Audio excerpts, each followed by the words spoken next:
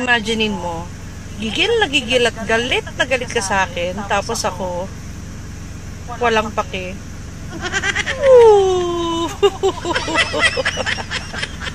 Hayaan mo yung mga tao na sinisiraan ka. Kapag nakakarinig ka na sinisiraan ka, hayaan mo lang. Alam mo ba, merong spiritual meaning nito. Meron silang nakikitang negative energy sa iyo. Sa tuwing sinasabi nila ito na lumalabas sa mismong bibig nila, ito ang pamamaraan para i-cleanse ka. Linisin ka from the negative energies. Hayaan mo lang na i-cleanse ka nila. At alam mo ba saan ito mapupunta? Sa kanila din mismo. Para bang tinatanggal nila yung negative energies mo para mapunta sa kanila. Kaya let them. In the first place, wala ka namang ginagawang masama or sinasabing masama against sa kanila. Kaya hayaan mo lang at magpatuloy ka at mapapansin mo na lang na sunod-sunod yung swerte or blessings na dadating sa buhay.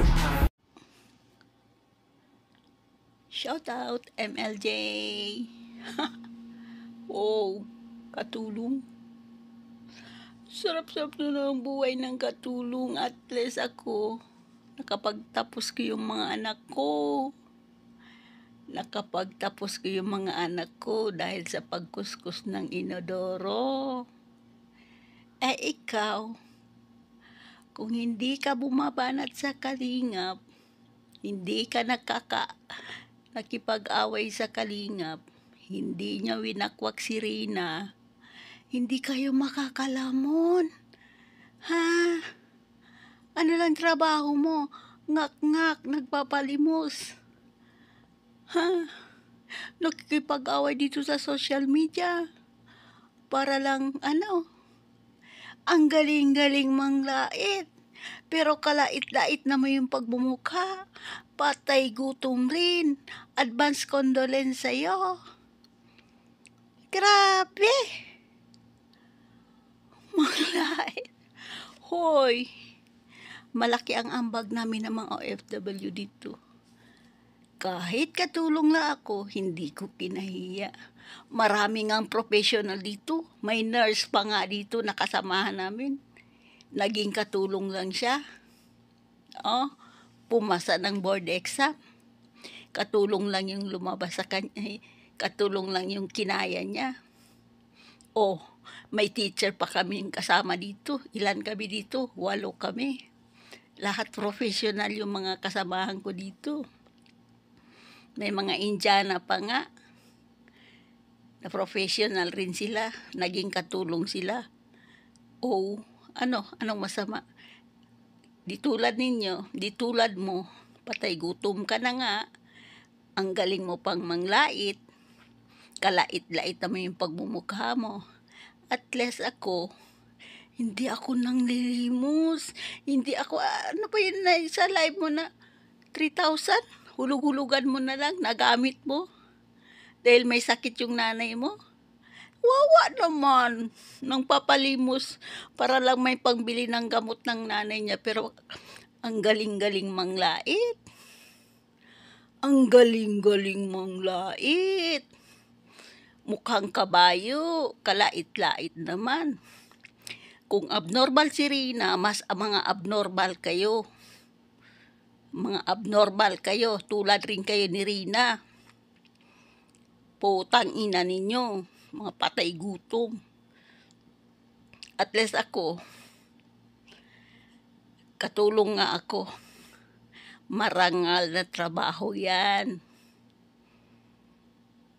Malaki ang naiambag namin sa Pilipinas. Kahit taga-kuskus lang ako ng kubeta dito, hindi ko ikinahiya. Kahit mga anak ko, naging professional sila. Hindi nila ikinahiya, nakatulong yung pinanggastos ko sa kanila. Hindi ako nanglilimos. Di tulad mo, nanglilimos ka lang sa mga sponsor ni Rina. Nakakalamon ka, nagpapalimos ka dyan sa Baklaran. Nakita ng anak ko nga ikaw doon nagpapalimos sa simbahan ng Baklaran. Antayin mo lang. Kayo yung mga mga salbahe yung pag-uugali ninyo. Salbahe kayo. Diba yung patay gutom, oh. Oy, libre yan. Hindi yan nagpapalimos. Sa mga alaga ko yan, kung gaano nila ako kamahal ng mga alaga ko, hindi, kahit katulong ako, hindi ako minamaltrato. Marami kami, ilan ang katulong dito sa pamilya ng amo ko. 10 kami. 4 yung mga professional miners, 2 teacher, 2 caregiver. Katulong lang yun, magkapareho kami ng sahod. Oh, ano naman, ang gagaling nyo manglait. Si Selfie-Edge, nilalait nyo halos sa isang araw niya, 50,000 yung kita niya. Nakakahiya kayo.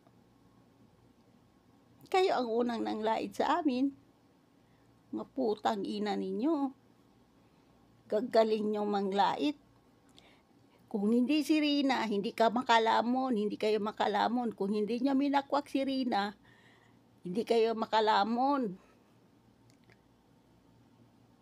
Mga putang ininyo, mga patay gutom kayo. O, yan si Rina's community. Binoboso niya si Rina sa CR, sabi ni Danica. Utang ina kayo. Ang gagaling nyo manglait. Si Selfie-Edge, takot sa inyo. Naku. Si Banat Bagsik, sanay na kami. Ang gagaling ninyo. Ang gagaling ninyo. Bravo. Magpahindot ka kay Federico para mga magtino kayo. Tangina ninyo. Gagaling niyong manglait. Gagaling mong manglait. Patay gutom. Uy, hindi ko kinaya yung katulong. Di tulad mo. Kung hindi ka lang bagong support ka lang dito sa social media. Kung hindi ka nang babalahura, hindi ka kumikita, hindi ka makalamon, wala kang pangbili ng gamot ng nanay mo, advance condolence, putang ina mo. Kinyuan ka, siinan ka, puta rin yung nanay mo, puta ka rin. Pinagputahan ka ng nanay mo. Bye-bye.